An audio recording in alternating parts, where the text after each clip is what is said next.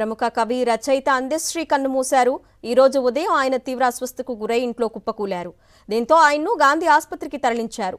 అందశ్రీ అప్పటికే మృతి చెందినట్లు వైద్యులు తెలిపారు.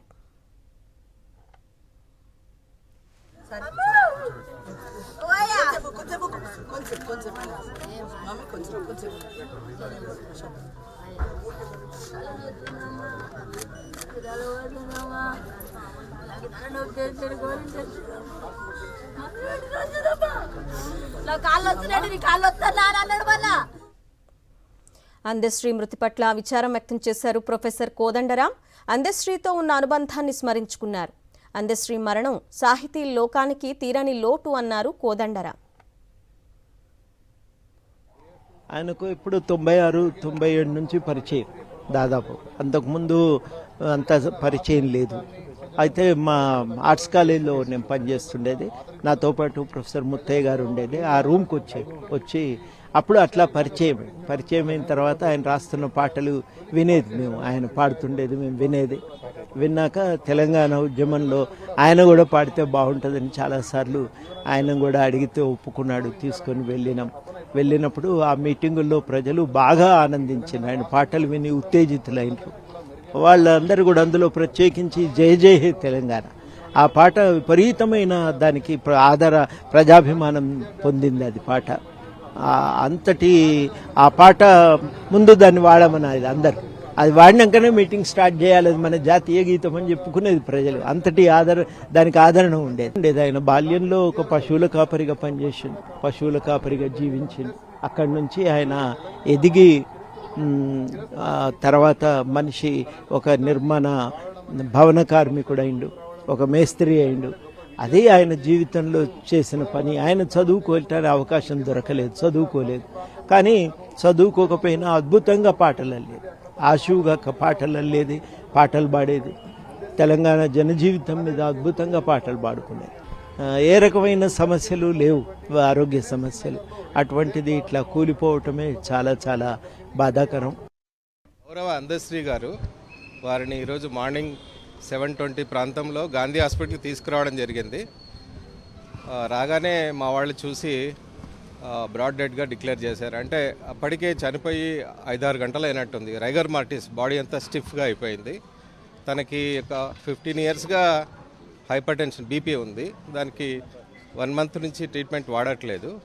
ఒక 3 డేస్గా చెస్ట్ డిస్కంఫర్ట్, కొద్దిగా ఆయాసము ఇలాగా చెప్పారంట ఇంట్లో. తను నెగ్లెక్ట్ చేసినట్టున్నారు. కానీ ఒక 1-2 డేస్ నుంచి మళ్ళీ బీపీ ట్యాబ్లెట్స్ వాడుతున్నారు. నైట్ మామూలుగానే పడుకున్నారంట.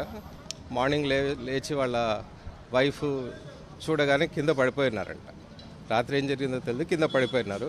మేబీ తనకి ఏమైనా చెస్ట్ డిస్కంఫర్ట్ వచ్చి హార్ట్ అటాక్ ఏమైనా వచ్చిండొచ్చు. రాగానే 6:20 ప్రాంతంలో చూశారంట వాళ్ళు.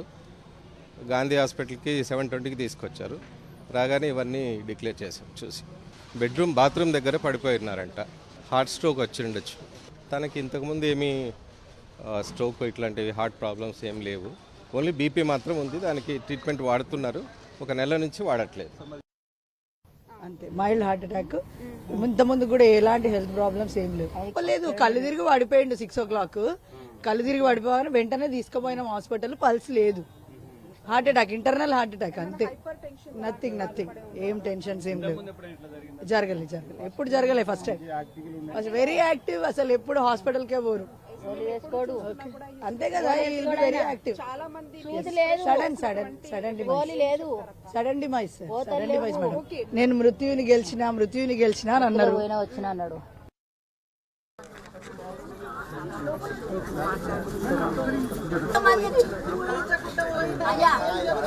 మాట్లాడితే ఇంతమందిని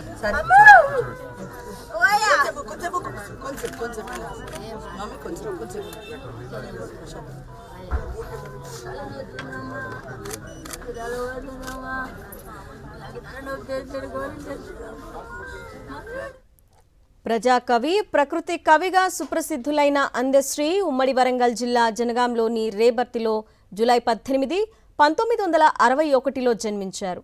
ఆయన అసలు పేరు అందే ఎల్లయ్య. అందశ్రీకి 3 కుమార్తెలు, కుమారుడు ఉన్నారు. కాకతీయ విశ్వవిద్యాలయం నుండి గౌరవ డాక్టరేట్ పొందారు.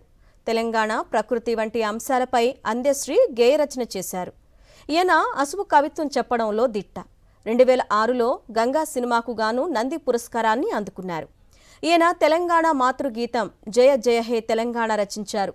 తెలంగాణ రాష్ట్ర ఆవిర్భావ దినోత్సవం సందర్భంగా 2025 జూన్ 2న ముఖ్యమంత్రి రేవంత్ రెడ్డి చేతుల మీదుగా నగదు పురస్కారం అందుకున్నారు.